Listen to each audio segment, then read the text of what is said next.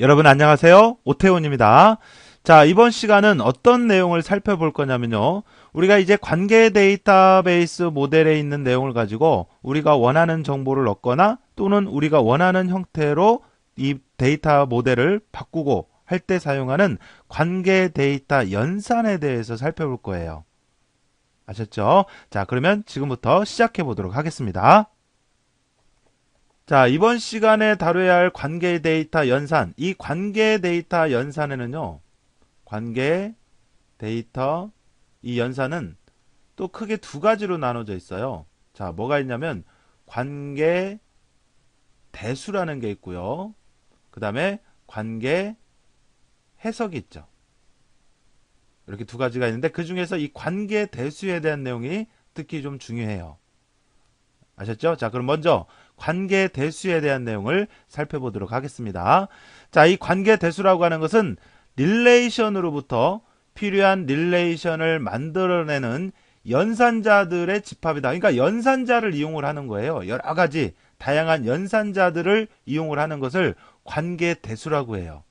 관계 대수. 그래서 원하는 정보와 그 정보를 어떻게 유도하는가를 나타내는 절차적인 순서를 갖춘 그런 어떤 내용을 관계대수라고 하고, 이 관계대수는 다시 한번 얘기하지만 우리가 필요한 형태로 릴레이션을 만들어내고 결과를 얻기 위해서 특별한 연산자를 사용한다라는 거. 특별한 연산자. 그래서 이런 연산자들은 크게 일반 집합 연산자가 있고 순수 관계 연산자가 있어요. 그래서 특히 이 순수 관계 연산자라고 하는 거, 요게 중요하죠. 요거요. 자, 그래서 관계 대수가 뭐냐? 그러면 뭐라고 하냐면 관계 대수라고 하는 것은 릴레이션으로부터 우리가 필요로 한 릴레이션을 만들거나 정보를 얻기 위한 연산자를 이용을 해서 사용을 하는 걸 관계 대수라고 하더라 이거죠. 연산자를. 자, 그런데 그러한 연산자에 일반 집합 연산자가 있고 순수 관계 연산자가 있더라. 이런 얘기입니다. 알았죠? 자, 그러면 일반 집합 연산자. 자, 여러분들 우리 예전에 뭐 수학 시간에 보면 집합 있었죠? 집합. 뭐 합집합이나 교집합, 차집합, 그 다음에 교차, 곱, 뭐 이런 집합들이 있었는데, 그러한 집합이에요, 집합. 집합. 그래서 일반 집합 연산자로는 릴레이션은 튜플의 집합이기 때문에 수학적 집합 연산을 기본적으로 해서 사용하는, 그대로 사용을 하는, 적용하는 그러한 경우를 얘기를 하고, 이러한 연산자의 종류, 집합 연산자의 종류로는 합집합, 유니온이라고 하죠. 합집합. 그래서 합집합은 두 릴레이션에 존재하는 튜플의 합집합을 구하는 연산이다. 그러니까 우리 집합에서 보면 예를 들어서 A가 있고, 집합 A가 있고, 그 다음에 집합 B가 있어요. 그러면 합집합, 그러면 이 전체를 얘기를 하는 거죠. 그죠? 맞죠? 그러니까 테이블에서도 두 개의 릴레이션이 있을 때 합집합을 수행한다. 그러면 전체가 튜플로 해서 하나의 튜플로 해서 나타내는 그러한 것을 우리가 합집합이라 합집합. 자, 그 다음에 이제 교집합이 있는데요. 이 교집합은 두 릴레이션에 존재하는 튜플의 교집합. 그러니까 공통으로 속해져 있는 내용만 얻어내지는 거죠. 그래서 예를 들어서 우리 집합에서 보면 A가 있고 B가 있다. 그러면 교집합 그러면 이 부분을 얘기를 하는 거죠. 공통으로 교차하는 부분, 이 부분. 그죠? 이게 교집합이에요. 교집합. 자, 그 다음에 이제 차집합이라고 하는 것은 두 릴레이션에 존재하는 튜플의 차집합을 구하는 연산. 그러니까, 집합으로 얘기를 하자면 이렇게 A가 있고 B가 있어요. 그러면 A, 차집합 B, 그러면 A에 있는 것 중에서 B에 속해져 있는 걸 빼는 거죠. 빼고 나머지 요걸 얘기를 하는 거죠. 요만큼을. 이거를 우리가 차집합이라고 하죠. 차집합. 알았죠? 차집합 있고요. 자, 그 다음에 이제 교차곱이라고 하는 거. 교차곱. 곱이죠, 곱. 그래서 두 릴레이션에 정의된 튜플을 곱으로 계산하는 연산을 얘기를 한다. 그래서 릴레이션 A에 5개의 튜플이 있고 릴레이션 B에 3개의 튜플이 있을 때 두 릴레이션 A와 B의 교차곱 연산을 수행하면 15개의 튜플이 만들어진다 이거죠. 그러니까 자, A라고 하는 릴레이션은 예를 들어서 뭐 튜플이 이렇게 하나, 둘, 셋, 넷, 그 다음에 뭐 하나 더 5개가 있고 그 다음에 이제 B라고 하는 릴레이션은 튜플이 이렇게 세 개가 있어요. 그러면 이제 교차곱이라고 하는 것은 이거 한 튜플에 이게 A고 이게 B라면 A의 한 튜플마다 세 개 값이 다 대응이 되는 거예요. 그 다음에 여기에도 또 세 개가 다 대응이 되도록 해서 이렇게 대응이 되는 하나하나가 이렇게 하나의 튜플로 결과를 얻어내는 거예요. 알았죠? 그 다음에 여기도 이 대응이 되는 요거 세 개가 또 이렇게 쭉 나오는 거고요.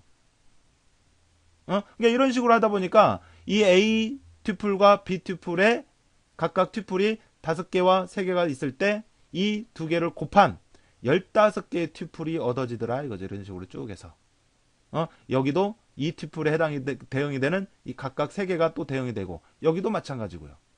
그러다 보니까 이 결과로 얻어내주는 튜플은 15개의 튜플이 얻어지더라 이거죠. 알겠죠? 자, 그래서 일반 집합 연산자라고 하는 것은 우리가 과거에 수학에서 배웠던 그런 수학 집합을 그대로 적용하는 그런 거예요. 그래서 여기는 뭐 참고로 한번 봐주시면 돼요. 뭐 특별히 중요한 건 없고요. 자, 이제 중요한 건 요거죠. 순수 관계 연산자라고 하는 요게 중요하죠. 요게. 그래서 순수 관계 연산자는 관계 데이터베이스에 적용할 수 있도록 특별히 개발된 연산자. 그러니까 관계 데이터베이스에서만 사용할 수 있도록 특별히 만들어진 연산자가 바로 순수 관계 연산자예요. 그래서 그런 순수 관계 연산자로는 대표적으로 셀렉트, 프로젝트, 조인 이렇게 세 가지가 있죠. 그래서 얘네들을 알아두시라고 요거. 요게 중요하죠. 개념을. 자, 그러면 셀렉트 하나부터 하나씩 보도록 할게요. 자, 이 셀렉트 연산은 우리가 연산 기호로는 이렇게 시그마를 써요. 자, 그래서 셀렉트 연산은 릴레이션에서 주어진 조건을 만족하는 튜플들에 대해서 수평적 부분집합을 구하는 연산자를 셀렉트라고 그랬죠. 자, 수평적 부분집합을 구한대요. 수평적 부분집합. 조건을 만족하는 주어진 조건을 만족하는 튜플들의 수평적 부분집합을 구하는 연산자를 셀렉트라고 해요. 셀렉트. 자, 뭐를 구해요? 수평적 부분집합을 구해요. 그래서 연산기호로는 그리스 문자의 시그마를 이용을 하고요. 시그마. 그리고 표기 형식은 시그마하고 조건, 그 다음에 테이블명, 릴레이션명 이렇게 쓰는 거죠. 그러면 이게 무슨 얘기냐면 이 릴레이션, 이 테이블에서 이 조건을 만족하는 것들에 대한 수평적, 그러니까 행 단위로 수평적 부분집합을 구해라 이런 얘기예요. 그래서 예를 들어서 자 이렇게 썼어요. 그러니까 예를 들어서 학생 테이블이 이렇게 있어요. 학생 테이블이 이렇게 있는데 자, 이 말이 무슨 얘기냐면 학생 테이블에서 학생 릴레이션에서 이게 조건이에요. 조건. 이게 조건이 뭐예요? 학과가 경영이라는 거예요. 그래서 학생 릴레이션에서 학과가 경영인 학생들에 대한 수평적 부분집합. 수평적 부분집합 그러면 이게 곧 뭐예요? 튜플 단위로 행 단위로 결과를 얻어내라 이런 얘기죠. 자, 그러면 이렇게 학생 테이블이 있을 때 학과가 경영인 사람이 여기하고 여기 있네. 이 조건을 만족하는 게 이겠죠. 그러면 이 조건을 만족하는 그 행이 결과로 얻어지더란 얘기예요. 셀렉트 연산은. 알았어요? 그러니까 여기 이 릴레이션에서 조건이 이렇다 그러면 그 조건을 만족하는 그 조건이 포함이 되는 그 행이 나오는 거예요. 그 행. 그래서 이걸 수행하고 나면 이 연산을 수행하고 나면 그 결과가 이렇게 얻어지는 거죠. 이렇게 수평 튜플 단위로 수평적 부분집합 조건 만족하는 거에 대한 그 행이 나오는 거예요. 이렇게. 알겠어요? 이게 셀렉트 연산이에요. 셀렉트. 자, 그래서 셀렉트 연산은 다시 얘기하자면 조건을 제시를 해서 조건을 만족하는 거에 대한 수평적 부분집합을 구하더라. 그래서 그 결과가 튜플 단위로 행 단위로 튜플 단위로 얻어지더라. 이런 얘기입니다. 자, 표기 형식. 자, 봐주세요. 예를 들어서 이게 릴레이션명, 이건 조건이에요. 그래서 이 릴레이션, 이 테이블에서 이 조건을 만족하는 거에 대한 수평적 부분집합을 구하라. 이런 얘기다 이거죠. 자, 이게 셀렉트 연산이고요. 자, 그 다음에 이제 프로젝트 연산이 있어요. 프로젝트. 우리가 연산 기호는 파일을 이용을 하는데 프로젝트 연산은 릴레이션에서 주어진 속성 리스트에 제시된 속성들에 대한 수직적 부분집합. 자, 수직적이네 얘는. 수직적 부분집합을 구하는 연산이 바로 프로젝트예요. 프로젝트. 자, 셀렉트는 수평적 부분집합이고요. 프로젝트는 수직적 부분집합을 구하는 연산자들아. 알았어요? 그리고 연산 기호로는 그리스 문자의 파이를 이용하죠. 파이. 파이. 자, 그리고 이제 표기 형식을 보면 속성 리스트 써주고요. 파이에서 속성 리스트, 그 다음에 릴레이션명을 써요. 그러니까 여기에 내가 구하고자 하는 속성들을 이렇게 순서대로 쭉 써주는 거예요. 릴레이션명 쓰고. 그러면 이 릴레이션에서 여기에 나열된 속성들에 대한 수직적이니까 이게 뭐예요? 수직적. 열로서 그 결과. 즉, 도메인을 구하는 거예요. 도메인. 도메인. 자, 그래서 예를 들어서, 자, 이렇게 나왔는데, 자, 이렇게 학생 릴레이션이 있어요. 자, 그러면 프로젝트. 학생 릴레이션에서 학번의 도메인과 성명의 도메인을 구하라 이거죠. 그러니까 학번을 구성하는 이 값들의 집합 요거, 그 다음에 성명을 구성하는 값들의 집합 요거, 이걸 구하라는 얘기예요. 즉 도메인을 구하라는 얘기죠. 그러니까 알았습니까? 자, 그래서 요걸 수행하고 나면 이와 같은 결과를 얻는 거예요. 학번 속성에 대한 값, 그 다음에 성명 속성에 대한 값, 이렇게요. 알았죠? 자, 그래서 프로젝트는 주어진 속성들에 대한 수직적 부분집합을 구하는 연산자고, 형식은 프로젝트하고 그 다음에 수직적 부분집합을 구하고자 하는 속성들의 목록을 써줘요. 순서대로 뭐 2개가 됐든 3개가 됐든 하나가 됐든 쭉 써주고 그 다음에 테이블명, 릴레이션명 써요. 그러면 이 릴레이션에서 이 속성, 이 항목에 대한 값들이 수직적으로 열 단위로 해서 이와 같이 얻어지더라, 이런 얘기입니다. 이게 프로젝트 연산이에요. 알겠어요? 자, 셀렉트 연산은 수평적 부분집합을 구하는 거고, 프로젝트는 수직적 부분집합을 구하는 연산자입니다. 됐죠? 자, 그 다음 세 번째로 조인 연산이 있어요. 조인. 자, 이 조인은 공통 속성을 중심으로 두 릴레이션을 하나로 합쳐서 새로운 릴레이션을 만들어내는 연산자가 바로 조인. 합친다 이거죠. 조인. 두 릴레이션을 하나로 합쳐서 하나의 튜플로 만들어서 새로운 릴레이션을 만들어내는 연산자가 바로 조인. 자, 연산 기호로는 이와 같은 연산 기호를 쓰고요. 그 다음에 이제 표기 형식은, 자, 연산할 테이블명 R이라고 하고, 또 하나 합칠 테이블명, 또 다른 테이블명 S라고 한다면 이게 조건이 되는 거예요. 조건.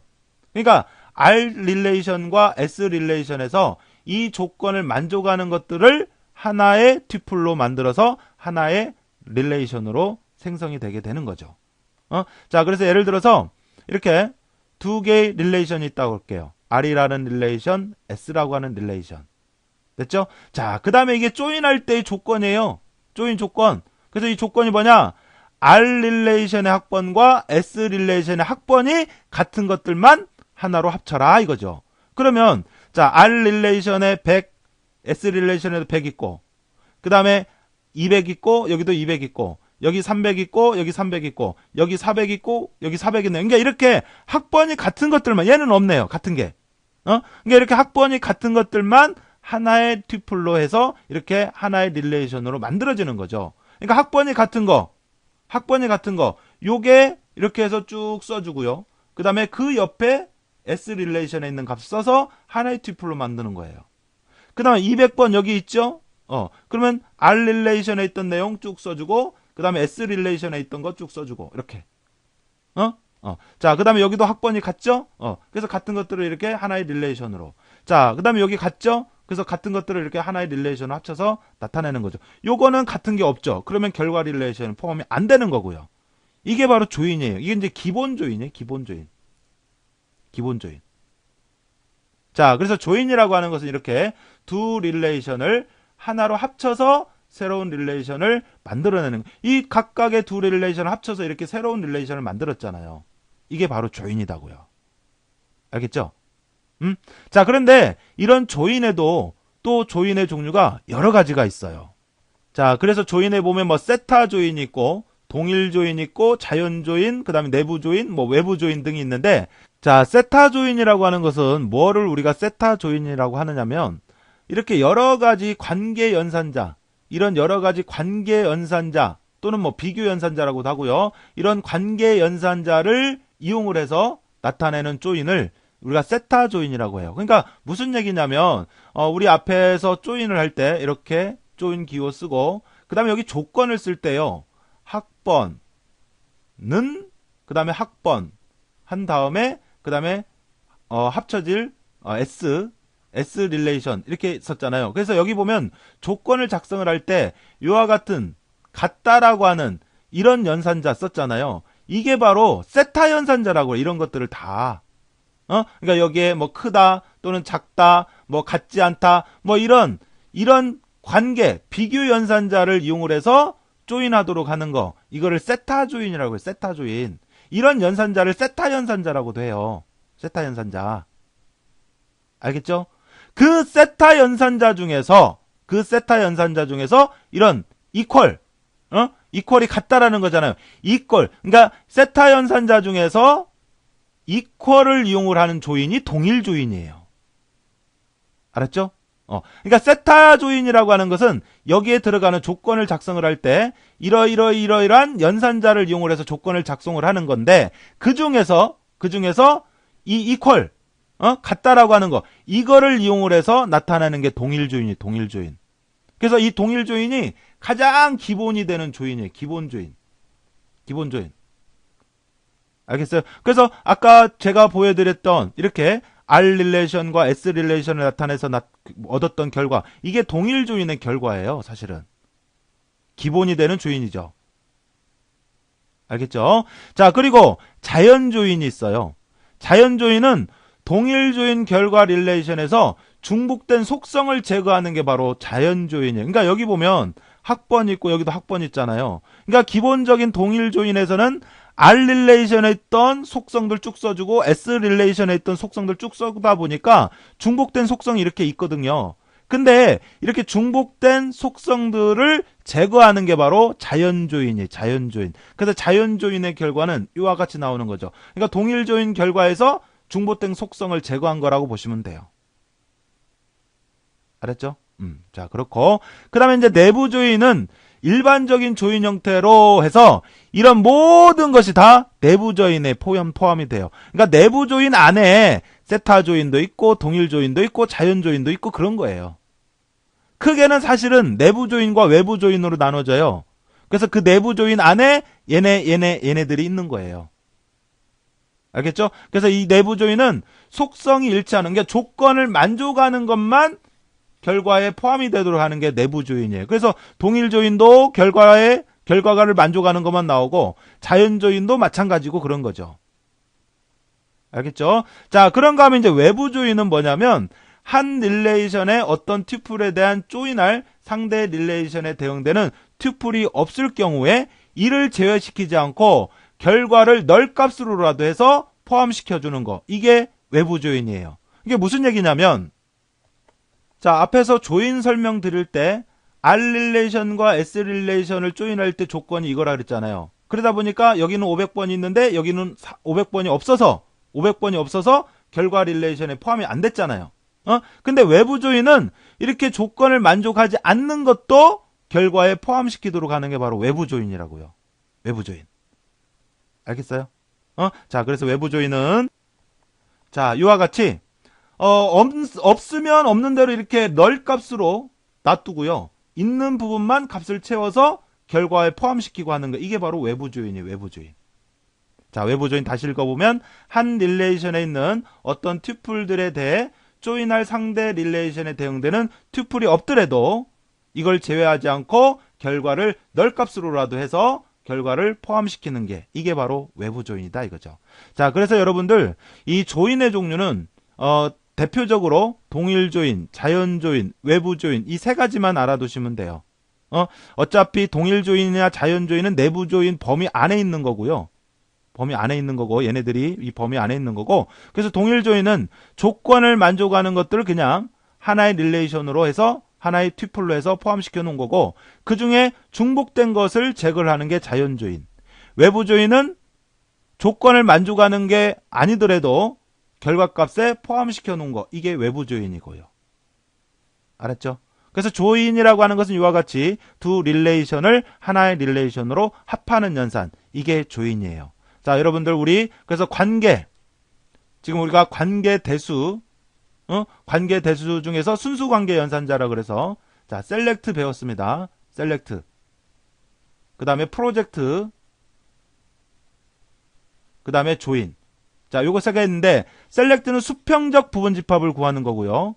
수평. 그 다음 프로젝트는 수직적 부분 집합을 구하는 거예요. 조인은 하나로 합하는 거고요. 알겠죠? 자, 그래서 요 개념들 잘 정리를 해주세요. 자, 그 다음에 또 하나의 관계 데이터 연산 중에 관계 해석이 있어요. 관계 해석. 자, 이 관계 해석이라고 하는 것은 관계 대수는요. 관계 대수는 셀렉트, 프로젝트, 조인 등에서 특별한 연산자가 있죠. 이런 연산자를 이용을 하는 게 관계 대수예요. 근데 관계 해석이라고 하는 것은 수학의 프레딕트 해석. 그러니까 자, 그 다음에 이어서 관계 데이터 연산 중에 관계 해석이 있어요. 관계 해석. 자, 그래서 관계 해석이라고 하는 것은 간단히 개념만 좀 알아두시면 되겠어요. 자, 그래서 관계 해석은 수학의 프레디켓 해석에 기반을 두고 있으며 관계 데이터 모델의 제한자인 코드가 특별히 관계 데이터베이스에 적용할 수 있도록 설계 제한하였다. 자, 그래서 이 관계 해석이라고 하는 것은 원하는 정보가 무엇이라는 것만 선언하는 비절차적인 방법이다라고 되어 있는데, 자, 금방 우리 배웠던 관계 대수 있죠. 이 관계 대수라고 하는 것은 특별한 연산자를 이용을 한다 그랬거든요. 그래서 그러한 연산자에 뭐 셀렉트, 그 다음에 프로젝트, 그 다음에 조인, 뭐 이런 것들이 있었고요. 그래서 이러한 특별한 연산자를 이용을 하는 절차적인 방법을 이용해서 결과를 얻어내는 게 바로 관계 대수예요. 그런데 관계 해석은 이러한 연산자를 사용을 하지 않고 말로 풀어서 나타내는 거예요. 말로 풀이해서 나타내는 것. 이거를 관계 해석이라고 해요. 그래서 비절차적인 방법이다. 그러니까 어떤 정해진 순서가 없어요.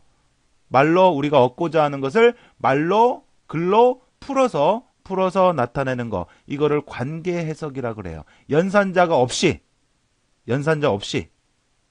알겠죠? 자, 그렇고 그 다음에 관계 대수와 관계 해석은 관계 데이터베이스 처리를 하는 기능과 능력 면에서는 동일하지만 관계 해석은 연산자 없이 말로 풀어서, 알았죠? 비절차적인 방법이다라고 하는 거. 요거 알아두시면 되겠어요. 그래서 관계 대수로 표현한 것은 관계 해석으로도 나타낼 수가 있고요. 차이점은 관계 해석은 연산자 없이 말로 풀어서 나타난다라는 거. 이런 정도 알아두시면 되겠고, 튜플 관계에서, 도메인 관계에서 종류로는 이렇게 있더라는 겁니다. 알았죠? 자, 여러분 관계 데이터베이스 연산은 자, 정리를 할게요. 크게 관계 대수가 있고, 관계 대수, 그리고 관계 해석이 있어요. 크게는. 그래서 기능면이나 이런 능력면에서는 동일하지만 관계 대수는 연산자를 사용을 하는 거예요. 연산자. 알았죠? 뭐 일반 집합 연산자에서 합집합, 교집합, 차집합 이러한 집합 연산자를 이용을 하기도 하고, 그 다음에 대표적으로 뭐 셀렉트라든지 프로젝트라든지 조인이라든지 이러한 연산자를 이용을 하는 게 관계 대수고, 관계 해석은 연산자 없이 말로, 글로, 말로 풀어서 표현하는 기법이 바로 관계 해석, 비절차적인 방법이다 이거죠. 자, 이렇게 해서 이번 시간에는 우리가 관계 데이터베이스 연산에 관한 내용을 살펴봤고요. 자, 그러면 이제 이와 관련된 기출문제 살펴보도록 할게요. 자, 우선 첫 번째 기출문제를 보니까 릴레이션으로부터 필요한 릴레이션을 만들어내는 연산자의 집합이에요. 연산자를 사용을 해요. 그래서 원하는 정보와 그 정보를 어떻게 유도하는가를 기술하는 절차적인 방법을 뭐라고 한다고요? 연산자를 이용을 한다고요. 관계 데이터베이스 연산에는 관계 대수, 관계 해석이 있는데 그 중에 연산자를 이용을 하는 게 뭐냐 이거죠. 관계 대수가 맞습니다. 관계 대수고요. 자, 그 다음에 이제 2번은 한 릴레이션에 있는 어떤 튜플에 대하여 조인할 상대 릴레이션에 대응되는 튜플이 없을 경우 이를 제외시키지 않고 상대를 널 튜플로 만들어 결과 릴레이션에 포함시키는 조인. 자, 조인에도 보면 종류가 있었죠. 그래서 대표적으로는 동일 조인, 그 다음에 자연 조인, 그 다음에 외부 조인 이렇게 있다 그랬죠. 그래서 동일 조인은 이 조건에 맞는, 조건에 일치하는 내용들을 가지고 하나의 릴레이션으로 해서 표현하는 거고, 그 동일 조인 결과에서 중복된 속성을 제거하는 거, 그렇게 해서 나타내는 게 자연 조인. 그 다음에 조건이 서로 맞지 않더라도, 한쪽에만 있더라도, 하나의 릴레이션에만 있더라도 결과 릴레이션에서 포함해서 나타내는 게 바로 외부 조인이죠. 외부 조인. 알겠죠? 자, 그래서 2번에 물어보는 것은 외부 조인에 대한 내용을 물어보고 있는 거죠. 됐죠? 자, 그 다음에 수학의 프리디켓 해석의 기반으로 제한되었으며 릴레이션에서 원하는 결과를 얻기 위한 과정을 표현하는 것으로 원하는 정보가 무엇이라는 것만 정의하는, 말로 풀어서 나타내는 비절차적인 방법을 뭐라고 한다고요? 관계 해석이라고 하더라. 이런 겁니다. 아셨죠? 자, 그래서 이렇게 해서 이번 시간에는 관계 데이터베이스 연산에 관한 내용과 그와 관련된 문제들을 쭉 살펴봤는데 뭐 크게 어려운 건 없고요. 특히 이 관계 대수에 관한 내용 여러분들 정확히 정리를 해서 알아두시면 되겠습니다. 자, 이렇게 해서 이번 시간의 내용은 여기까지 하기로 하고요. 저는 다음 시간에 또 인사드리도록 하겠습니다. 여러분 수고하셨습니다.